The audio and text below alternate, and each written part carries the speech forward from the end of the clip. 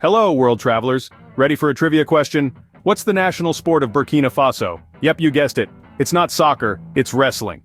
Welcome to our trivia journey, where we're about to debunk some common misconceptions about this fascinating West African nation.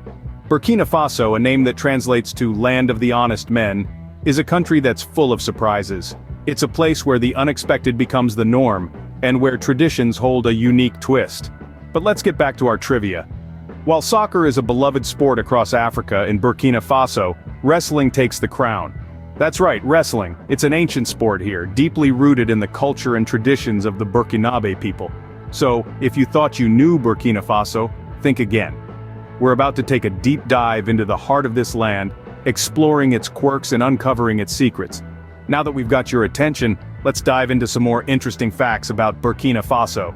Did you know Burkina Faso means land of incorruptible people? Talk about setting high standards. Now you might be thinking, land of incorruptible people? That's quite a name to live up to. And you'd be right. The name Burkina Faso is not just a title. It's a statement. A proclamation of the people's integrity and strength. A bold testament to the unyielding spirit of its citizens. But where does this name come from? Well, it's an intriguing blend of two local languages.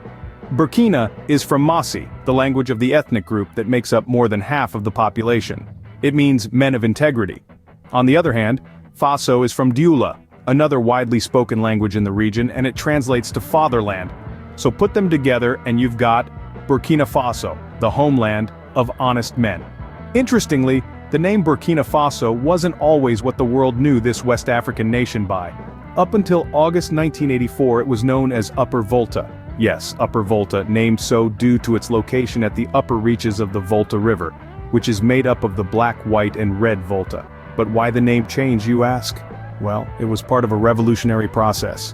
In 1984, Captain Thomas Sankara came to power through a military coup and wanted to sever ties with the country's colonial past.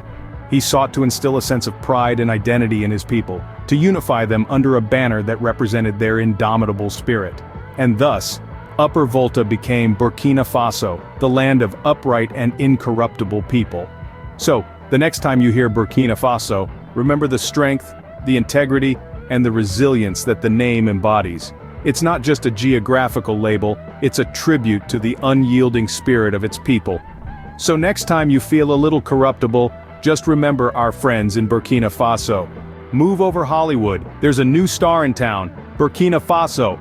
Now before you start scratching your heads, let me spill the beans. This West African nation is not just about arid landscapes and vibrant cultures, it's also a haven for film enthusiasts.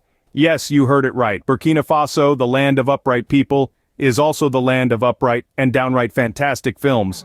From the heart of Ouagadougou, the capital city, to the remote corners of the country, the film industry is as alive and kicking as a popcorn machine on a Friday night.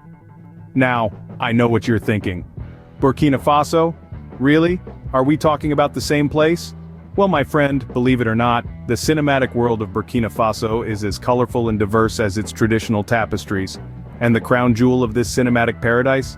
The Pan-African Film and Television Festival, or FESPACO as it's fondly known. This biennial event is the largest of its kind in Africa. Think of it as the African equivalent of the Oscars, but with less red carpet fuss and more genuine enthusiasm for the art of storytelling.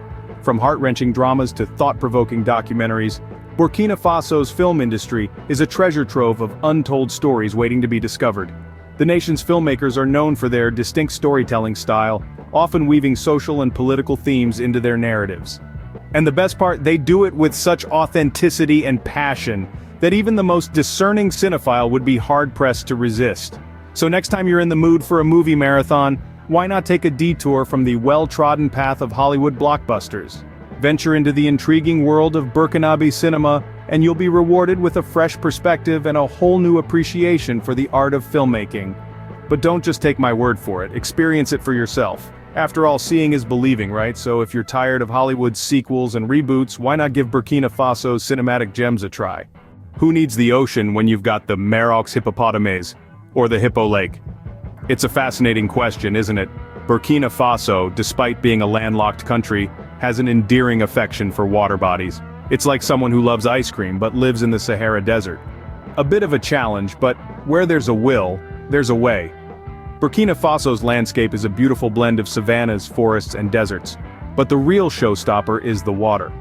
And no, we're not talking about the rain, which is pretty much a seasonal guest.